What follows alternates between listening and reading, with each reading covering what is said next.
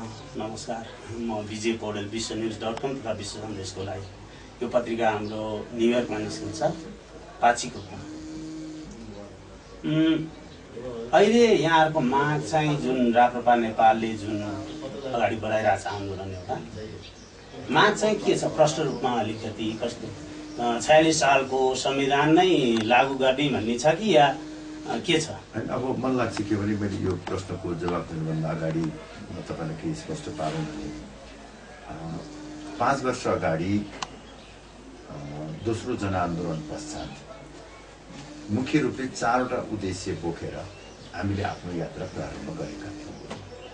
दिगो शान्तिको स्थापना, प्रजातन्त्रको सुदृढीकरण, जनताद्वारा छानिएका प्रतिनिधिहरूबाट नयाँ संविधानको निर्माण र मुलुकको समग्र आर्थिक विकास। यो 4वटा उद्देश्य बोकेर सुरु गरिएको यात्रा अहिले 5 वर्ष पुग्दाखेरि हामी त्यसको ठिक विपरीत गन्तव्यमा पुगिरहेका छौँ। शान्तिको ठाउँमा हिंसाको संस्कृति, प्रजातन्त्रको सुदृढीकरणको ठाउँमा सर्वसत्तावाद वा अधिनायकवादको संघारमा मुलुक पुगिराखेको छ। 3 वर्ष बितिसक्दाखेरि पनि जनताका प्रतिनिधिहरूबाट संविधान निर्माण हुन सकेको छैन र समग्र आर्थिक विकासको ठाउँमा अर्थतन्त्र नै धराशायी हुने अवस्थामा पुगेको छ। यसरी हामी जहाँ जान हिँड्न लागेका थियौँ त्यसको ठिक विपरीत गन्तव्यमा हामी पुगे पछाडि त्यसको कारण एउटै मात्र हुन्छ, के हो भने त्यो बाटो गलत भयो, मार्गचित्र त्रुटिपूर्ण। त्यस कारणले गर्दाखेरि हाम्रो पार्टीको आग्रह भनौँ या माग के छ भने यो त्रुटिपूर्ण मार्गचित्रलाई सच्याउनु पर्छ। एक दोस्रो, त्यो परिवर्तन पछाडि परिवर्तनलाई संस्थागत गर्ने नाउँमा र नयाँ नेपाल निर्माण गर्ने नाउँमा जुन विचार र अवधारणा नेपालमा लाद्ने काम भयो, यो 5 वर्षको अभ्यासले त्यो चाहिँ असफल साबित गरिएको छ।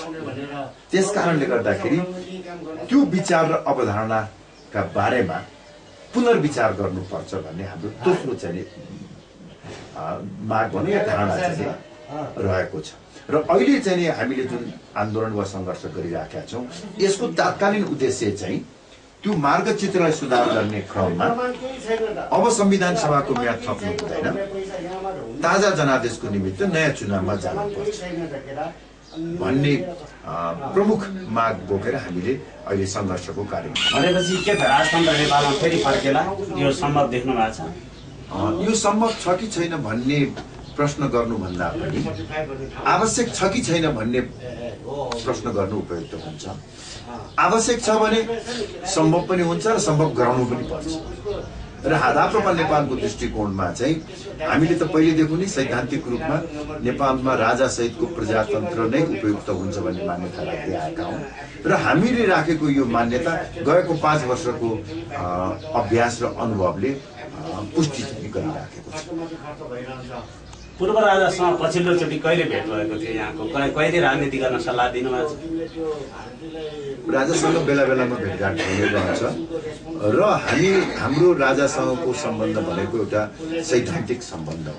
जसरी विगतमा विभिन्न राजनैतिक दलहरूले संवैधानिक राज संस्थालाई आफ्नो सिद्धान्तको रूपमा अंगीकार गरेका थिए र त्यो बेलामा जुन किसिमको सम्बन्ध उहाँहरूको राज संस्थासँग हुन्थ्यो, अहिले उहाँहरूले त्यो सिद्धान्त छोड्नुभयो, हामीले त्यो सिद्धान्तलाई निरन्तरता दिइरहेका छौँ र त्यही किसिमको सम्बन्ध अहिले पनि हाम्रो छ।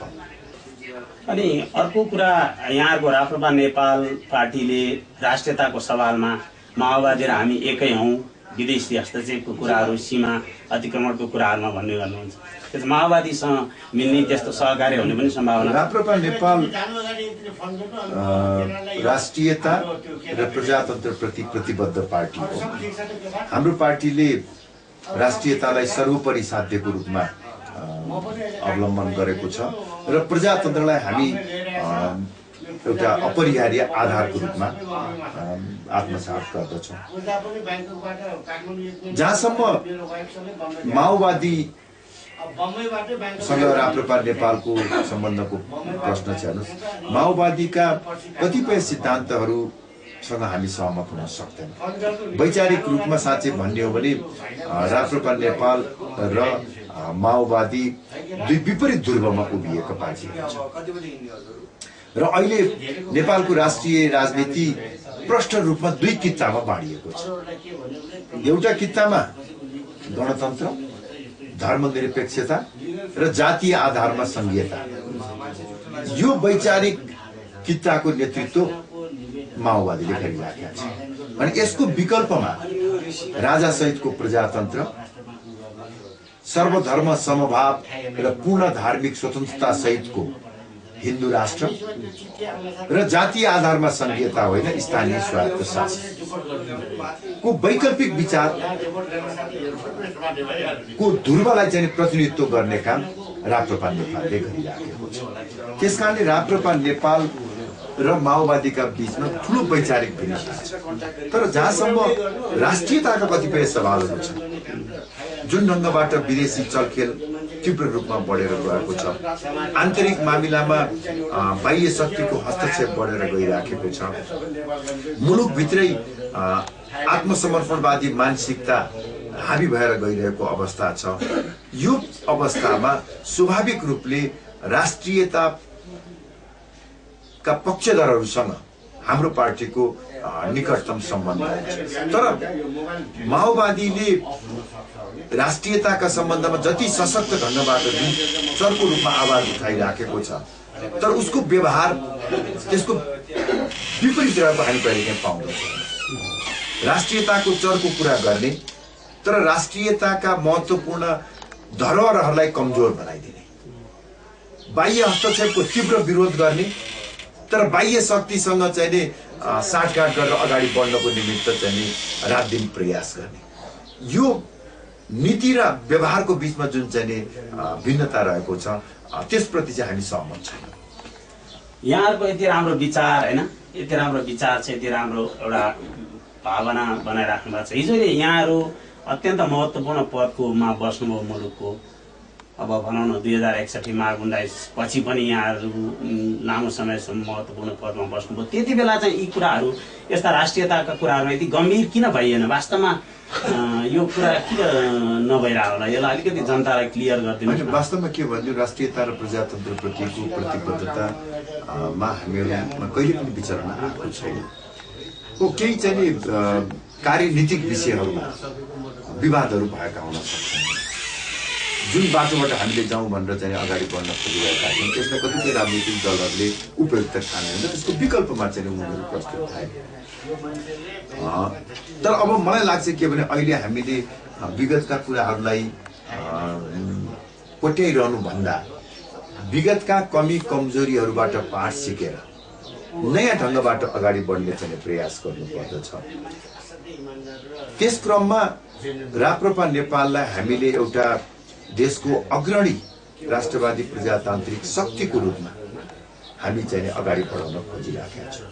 र म के पनि स्पष्ट पार्न चाहन्छु भने हेर्नुहोस्, राप्रपा नेपाल भनेको केवल राजा फर्काउने अथवा हिन्दू राष्ट्रलाई पुनर्स्थापित गराउने उद्देश्यबाट मात्रै स्थापित भएको होइन। हिन्दुत्व र राजा सहितको प्रजातन्त्रको सैद्धान्तिक धरातलमा उभिएर मुलुकको सामाजिक, आर्थिक, सांस्कृतिक, राजनीतिक रूपान्तरणको निमित्त सुस्पष्ट विचार, दूरगामी सोचाइ र अलग पहिचानका साथ हामी अगाडि बढ्न खोजिराखेका छौँ र देशलाई एउटा बलियो वैकल्पिक शक्ति हामी दिन खोजिराखेका छौँ। र राप्रपा नेपाललाई हामीले त्यही ढङ्गबाट एउटा मुलुकको एउटा ओभरअल एउटा चाहिँ सोसियो पोलिटिकल कल्चरल ट्रान्सफर्मेसनको भेहिकलको रूपमा हामीले स्थापित गर्न खोजिराखेका छौँ। र त्यही किसिमको एउटा हामीसँग एउटा यो मुलुकको रूपान्तरणको हामीसँग आफ्नै किसिमको भिजन छ, हाम्रो आफ्नै किसिमका योजनाहरू छन्, आफ्नै किसिमका खाकाहरू छन् र त्यो ढङ्गबाट एउटा सशक्त एउटा अल्टरनेटिभ नेसनलिस्ट डेमोक्रेटिक पार्टीको रूपमा हामी यसलाई अगाडि बढाउन खोजिराखेका छौँ। र मलाई एउटा खुसी र गौरवको कुरा के हो भने छोटो अवधिमा पनि हाम्रो पार्टीप्रति जनताको उत्सुकता र आकर्षण बढेर गएको छ र अहिले आएर पार्टी राप्रपा नेपाललाई मान्छेहरूले गम्भीरताका साथ लिन लागिराखेका छन्। यो निश्चय पनि एउटा सकारात्मक पक्ष। अब जनताहरू के भन्छन् भनेदेखि नेताहरूले हामीलाई झुक्क्याउँछन् भन्छन् कि झुक्क्याउँछन् नेताहरूलाई चाहिँ खुड्किलो बनाएर माथि पुगेपछि नेताहरूले बोलेका कुराहरू सबै बिर्सिन्छन्। हामीलाई खुड्किलो बनाइन्छ, यो झुक्क्याउँछन् भनिन्छ। अब यहाँहरू पनि आन्दोलन चलाउँदै हुनुहुन्छ, चर्किँदै गइरहेछ, संविधान सभाको म्याद थप्नुहुन्न भन्दै हुनुहुन्छ। अब यो के जनतालाई के कसरी विश्वस्त पार्नुहुन्छ त? अब म्याद थपिएन भने मुलुक दुर्घटनामा पर्दैन अथवा मुलुक कसरी सेक्योर हुन्छ? अब यो कन्डिसनमा यदि संविधान सभाको म्याद थपिएन भने के होला त मुलुक? वास्तवमा के भनेको म्याद त थप्नै हुँदैन।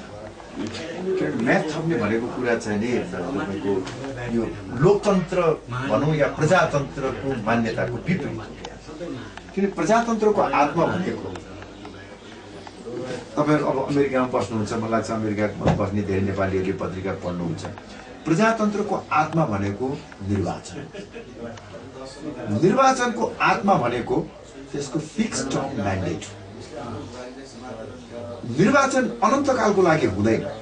निर्वाचनको प्रिन्सिपलै के हो भने त्यो चाहिँ एउटा निश्चित अवधिको लागि हुन्छ र त्यो अवधि सकिए पछाडि फ्रेस म्यान्डेट लिनुपर्छ। यदि यो प्रिन्सिपल नहुने हो भने प्रजातन्त्रको आत्मा चाहे त्यो संविधान सभाको कुरा होस् चाहे अरू निर्वाचित बडीहरूको कुरा होस्। 365 दिनमा जम्मा 7 दिन संविधान सभाको बैठक बस्यो। त्यो 7 दिनमा पनि 1 घण्टा 35 मिनट मात्र बैठक बसेको रेकर्डले देखाइराखेको छ भने कुन नैतिकताको आधारमा अब फेरि म्याद थपको लागि चाहिँ प्रयास गर्छ। त्यस कारणले गर्दाखेरि के भनेदेखि म्याद थप त समस्याको समाधानै होइन। त्यही कारणले गर्दाखेरि हाम्रो पार्टीले भनेको छ के भने प्रजातान्त्रिक मूल्य र मान्यतालाई आधार बनाएर नयाँ चुनावमा जाँदाखेरि एउटा एडभान्टेज चाहिँ के हुन्छ भने जुन कारणले गर्दाखेरि संविधान बन्न नसकेको हो, जुन कारणले गर्दाखेरि शान्ति प्रक्रिया टुङ्गोमा पुग्न नसकेको हो, त्यो कारणलाई अब नयाँ चुनाव भन्दा अगाडि हामीले समस्याको समाधान गर्न सक्दछौँ र एउटा नयाँ पृष्ठभूमिमा चुनावमा हामी जान्छौँ। र त्यसले गर्दाखेरि चुनाव पछाडि आउने संविधान सभा भनौँ या संसदले मुलुकमा शान्तिको स्थापना र प्रजातन्त्रलाई बलियो बनाउन सक्दछ। के छ एउटा फरक प्रसङ्ग अन्तिम क्वेसन। यो राजदरबार र राजपरिवारहरूसँग अति निकट भएर काम गर्नुभएको यहाँले यो दरबार हत्याकाण्डको बारेमा यहाँहरूको के विचार छ? मतलब कस्तो सोच्नु भएको छ? अहिलेसम्म इतिहासकै गर्भमा रहेको अनेक आशंकाहरू छन्। होइन, यसमा चाहिँ के भनिदिएको न, जहाँसम्म त्यो राजदरबार हत्याकाण्ड कसले घटायो भन्ने बारेमा विवाद छैन। त्यो युवराज दिपेन्द्रले गरेको हो भन्ने कुरा त्यो बेलाका प्रत्यक्षदर्शीहरू छन्। त्यो बेला पछि भएको अध्ययन अनुसन्धान सबै घटनाक्रमले प्रष्ट पारिसकेको छ र प्रत्यक्षदर्शीहरू अहिले पनि जीवित छन्।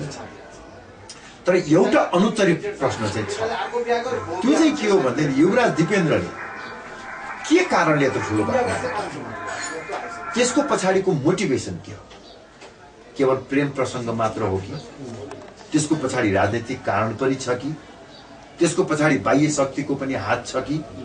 मलाई लाग्छ यो चाहिँ अहिले पनि रहस्यको गर्भमा छ। र दुर्भाग्यको कुरा चाहिँ तपाईँ के भने यत्रो ठुलो परिवर्तन पछाडि बनेका सरकारहरूले पनि त्यो चाहिँ नि मोटिभेसनको फ्याक्टरलाई चाहिँ नि छानबिन गर्ने चाहिँ प्रयास चाहिँ गरिराखेका छैन र त्यो हुनु जरुरी छ, त्यो आवश्यक छ भन्ने चाहिँ हामीलाई अहिले पनि लाग्छ।